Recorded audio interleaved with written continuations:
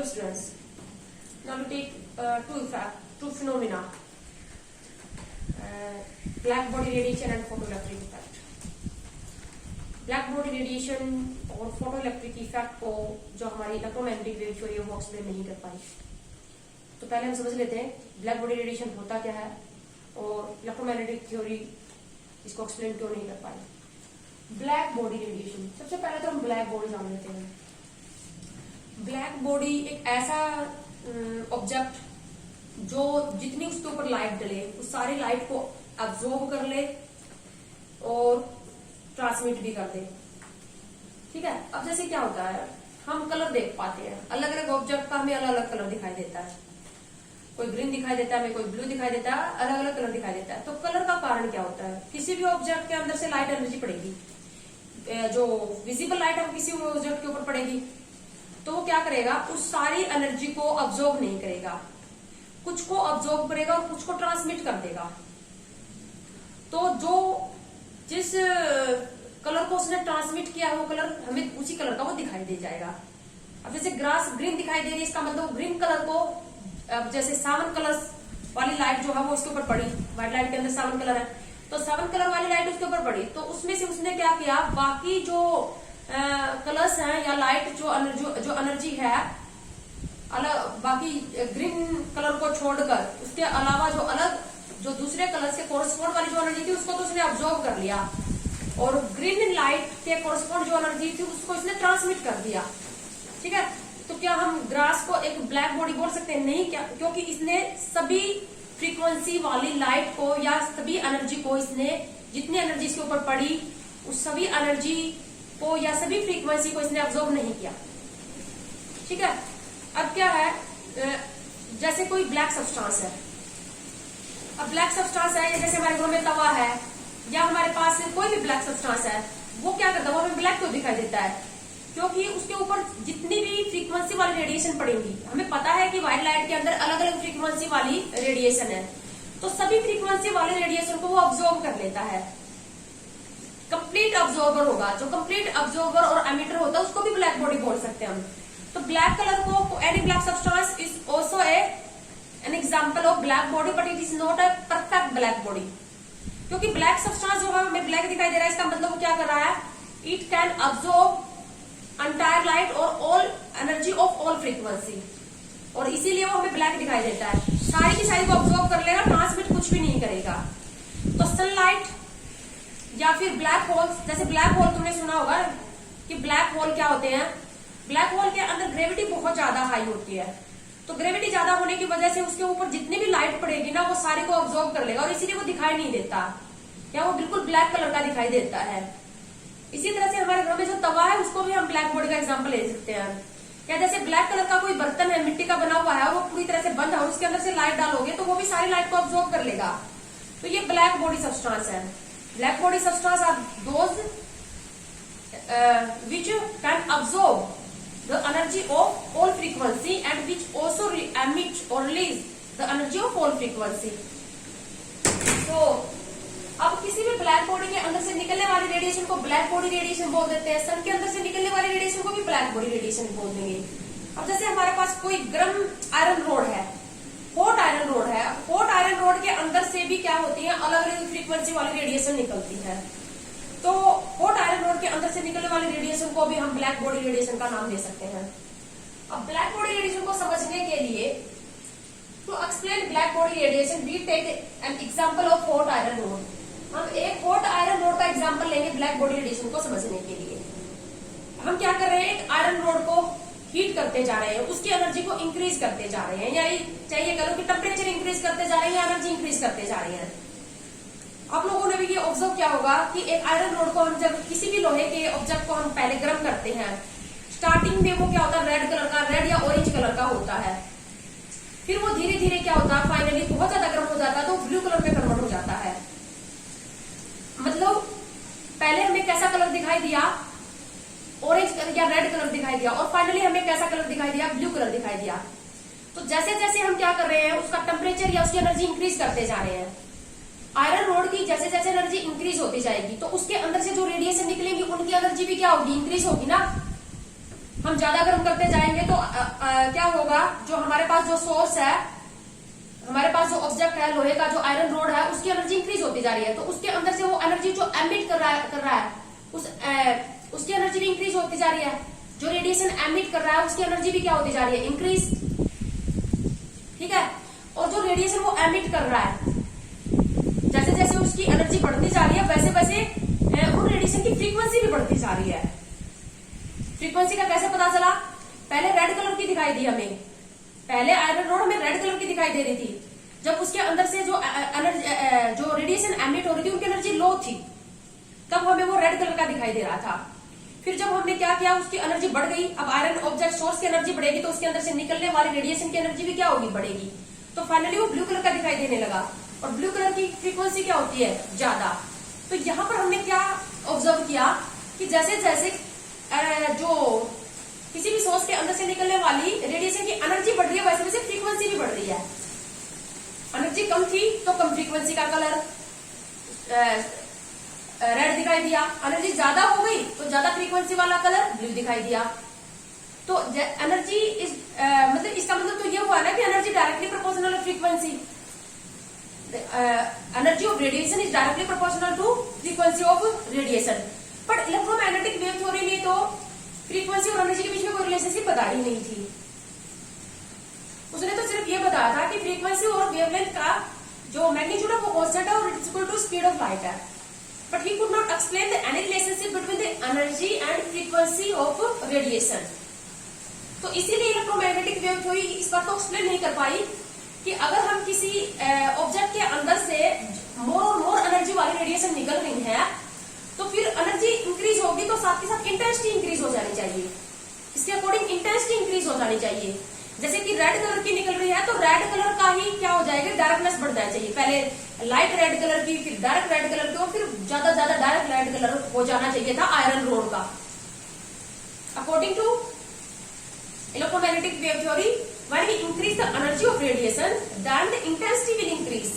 But यहाँ तो intensity increase नहीं हुई, यहाँ तो एनर्जी इंक्रीज होने के साथ साथ क्या इंक्रीज हो गया, फ्रीक्वेंसी।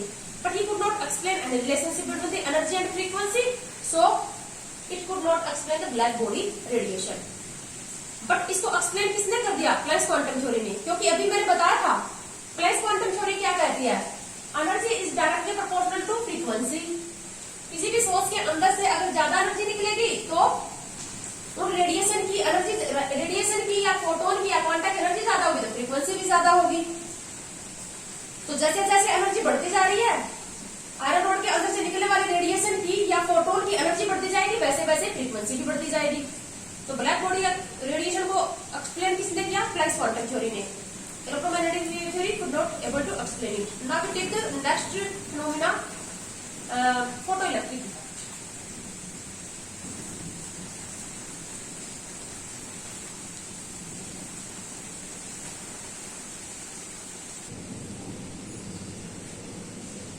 अभी हमने जो दो थ्योरी पढ़ी, प्लैंक्स क्वांटम थ्योरी और इलेक्ट्रोमैग्नेटिक वेव थ्योरी, उसमें किस टाइप के क्वेश्चन बनेंगे तो हम यहाँ पर उन क्वेश्चंस की थोड़ी प्रैक्टिस कर लेते हैं। उसके बाद मैं आपको पीडीएफ भी सेंड कर दूंगी, ठीक है।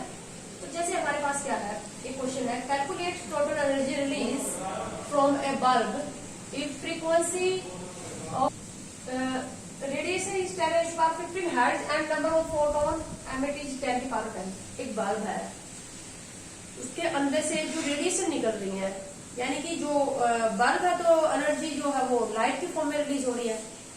तो जो रेडिएशन निकलेगी या एनर्जी जो निकलेगी वो छोटे छोटे पैकेज के फॉर्म में निकलेगी, और उन पैकेज को क्या बोला था, क्वांटा या फोटोन। अगर क्योंकि अब एनर्जी का सोर्स लाइट है तो लाइट के अंदर से जो क्वांटा निकलते हैं या पैकेज जो निकलते हैं उनको क्या बोलते हैं, फोटोन्स। तो जो फोटोन निकल रहे हैं बल्ब के अंदर से, जो रेडिएशन एमिट हो रही है, यानी कि जो फोटोन एमिट हो रहे हैं उनकी फ्रीक्वेंसी है 10⁻15 hertz. Calculate the total energy release from A bulb if frequency of emitted radiation, या मैं फोटोन भी बोल सकती हूँ, photon. The frequency of photon is 10⁻15 hertz and number of photon emitted is 10⁻10. Total 10⁻10 photon release हुए और photon, एक photon की एनर्जी जो है वो 10⁻15 हर्ट्ज है, तो टोटल जो एनर्जी बल्ब के अंदर से रिलीज हुई वो हमें निकालनी है। तो प्लस ने सबसे पहले क्या बोला था, प्लस ने क्या कहा था, energy of photon is directly proportional to frequency. So energy is directly proportional to frequency, proportional to sign को हटाकर हमने कांस्टेंट लगा, Planck's constant h mu. H mu is the energy of one photon, mu frequency है photon की, h Planck's constant है एक photon की energy. और ये मैंने ये भी बताया था कि जो टोटल एनर्जी निकलेगी वो अनएचम्यू की फॉर्म में निकलेगी, क्योंकि 10 फोटोन निकलेंगे, 10 फोटोन निकलेंगे, एक फोटोन की एनर्जी एचम्यू है, तो अन फोटोन की एनर्जी अनएचम्यू हो जाएगी, तो टोटल जो एनर्जी निकलेगी वो किसकी फॉर्म में निकलेगी, अनएचम्यू की फॉर्म में। अब अन है number of photon, number of photons, और कितने फोटोन है ये 10⁻10, और फ्रीक्वेंसी हमें दी गई है, फ्रीक्वेंसी हमें दी गई है 10⁻15 हर्ट्ज। हर्ट्ज कह सकते हो या इसी को सेकंड इनवर्स भी कह सकते हो, यूनिट है फ्रीक्वेंसी की। आज की वैल्यू है हमारे पास 6.6 इंटू 10⁻⁻34 जूल सेकेंड। सारी वैल्यूज पुट कर देते हैं तो टोटल एनर्जी निकल जाएगी। अन की वैल्यू 10⁻10 एट 6.6 इंटू 10⁻⁻34, और फ्रीक्वेंसी हमारे पास कितनी है 10⁻15 हर्ट्ज। यह आ जाएगा 6.6 इंटू 10⁻⁻34 इंटू 10⁻25, 6.6 इंटू 10⁻⁹ जूल आ जाएगी। ये तो यूनिट लेस है, इसकी हमारे पास जो यूनिट है वो क्या है, जूल सेकंड, और इसकी यूनिट है सेकंड इनवर्स, तो ये कट जाएगा, तो एनर्जी किसमें आएगी, जूल में आएगी। जूल में पूछी गई थी तो ठीक है, जूल में अदरवाइज हम कैलोरी में भी कन्वर्ट कर सकते हैं। 1 calorie is equal to 4.18 joule. तो इस तरह से भी हम ये रिलेशनशिप लगा के, कैलोरी में पूछी गई तो भी हम इसको कन्वर्ट कर सकते हैं। तो ये इसका क्वेश्चन है, प्लक्स क्वांटम थ्योरी का क्वेश्चन है। जो इलेक्ट्रोमैग्नेटिक वेव थ्योरी है उसमें जस्ट क्वेश्चन जो बनेंगे वो इसी फॉर्मूले में बनेंगे, lambda and frequency is equal to c, क्योंकि उसमें एक ही फॉर्मूला है।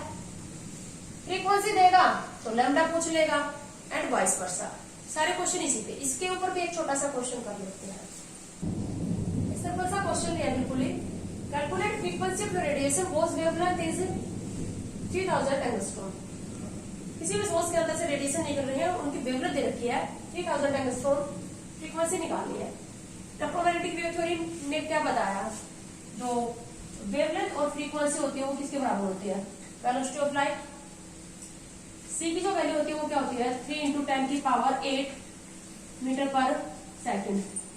वेवलेंथ हमें दी गई है 3000 एंगस्ट्रॉम, और एंगस्ट्रॉम को हमें मीटर में कन्वर्ट करना पड़ेगा क्योंकि वेलोसिटी हमारे पास जो है वो मीटर पर सेकंड में है। सो 1 एंगस्ट्रॉम इक्वल टू 10⁻⁻10 मीटर। तो लैम्डा हमारे पास आ जाएगा 3 इंटू 10⁻10 मीटर। ये हमारे पास लैम्डा इक्वल टू आ जाएगा 3 इंटू 10⁻⁻7 मीटर। तो वैल्यू पुट कर देते हैं। वेव फ्रीक्वेंसी चाहिए, frequency equal to c upon lambda. C है 3 इंटू 10⁸ मीटर पर सेकंड, और ये आ जाएगी 3 इंटू 10⁻⁻7। तो 3 से 3 कैंसिल आउट हो जाएगा, ये ऊपर चला जाएगा, तो 10⁻15 हमारे पास क्या आ जाएगी, ये थी यूनिट मीटर पर सेकंड, और ये थी मीटर, हमारे पास यूनिट है इसकी मीटर, तो मीटर से मीटर कैंसिल आउट हो जाएगा, तो सेकंड इनवर्स या 10⁻15 हर्ट्ज। तो हम ये, इसका मतलब ये हुआ फ्रीक्वेंसी 10⁻15 हर्ट्ज है या 10⁻15 सेकंड इनवर्स है। एक सेकंड में ये जो सोर्स है जिसके अंदर से 3000 एंगस्ट्रॉम की वेवलेंथ वाली रेडिएशन निकल रही है, इस सोर्स में से पर सेकंड 10⁻15 जो है वो वेव्स निकलेंगी। Number of waves passing through a point in per second, this is the frequency.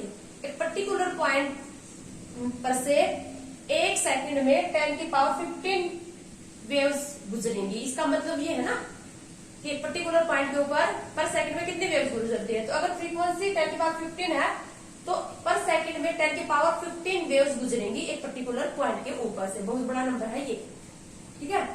तो इस तरह के क्वेश्चन आएंगे electromagnetic wave theory plus quantum theory. तो अब नेक्स्ट हम और क्वेश्चन लेते हैं, थोड़े से कॉम्प्लिकेटेड क्वेश्चन। नेक्स्ट क्वेश्चन है, calculate the number of photons emitted in 10 second by 100 what bulb. 100 what का एक बल्ब है, पावर है ये उसकी 100 वॉट बल्ब। 10 सेकंड में कितने फोटोन निकलेंगे? The wavelength of light is 3000 angstrom. उसके अंदर से जो फोटोन निकल रहे हैं उनकी वेवलेंथ दे रखी है 3000 एंगस्ट्रॉम। 100 वॉट का बल्ब है, 10 सेकंड में टोटल फोटोन कितने निकलेंगे? टोटल एनर्जी भी पूछ लेंगे तो टोटल एनर्जी भी निकाल सकते हैं ना, टोटल एनर्जी और टोटल फोटोन। तो सबसे पहले तो ये जो वोट होती है, एक वोट का क्या मतलब होता है? वोट जो जस्ट क्या होती है? पावर की यूनिट होती है। Vote is the unit of power, ठीक है। और पावर जो होती है, पावर होती है एनर्जी अपॉन टाइम।